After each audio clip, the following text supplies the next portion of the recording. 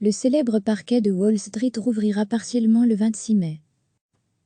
La bourse de Wall Street opérée par le New York Stock Exchange, NYSE, a annoncé jeudi qu'elle allait rouvrir partiellement le 26 mai les portes de son célèbre parquet qu'elle avait fermé par précaution face à la pandémie.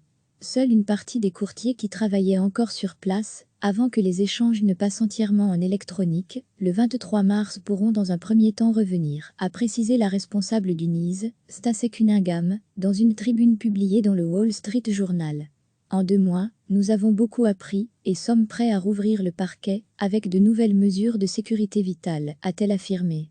Nous ne pouvons pas garder le pays fermé indéfiniment, on ne sait pas quand l'Amérique reprendra le cours normal de ses activités. Le virus restera une réalité tenace, mais nous ne pouvons pas garder le pays fermé indéfiniment, a justifié la responsable. Le parquet ne ressemblera pas aux mythiques images de courtiers agités, criant leur joie ou leur déception au gré des fluctuations des indices boursiers, a prévenu Madame Cunningham. Ils seront masqués et devront respecter les distances de sécurité. Et il leur sera demandé d'éviter de prendre les transports en commun. Le parquet du NYSE reste, avec la bourse de Chicago du 900e, parmi les derniers marchés financiers au monde où des courtiers sont présents physiquement pour acheter ou vendre des actifs.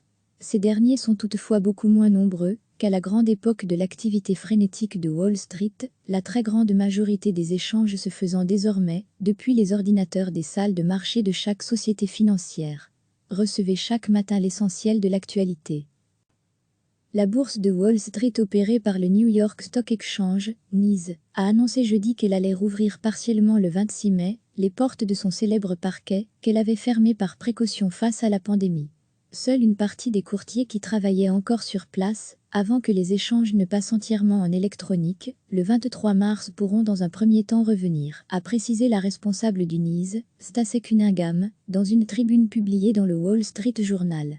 En 2 mois, nous avons beaucoup appris et sommes prêts à rouvrir le parquet avec de nouvelles mesures de sécurité vitale, a-t-elle affirmé. Nous ne pouvons pas garder le pays fermé indéfiniment, on ne sait pas quand l'Amérique reprendra le cours normal de ses activités.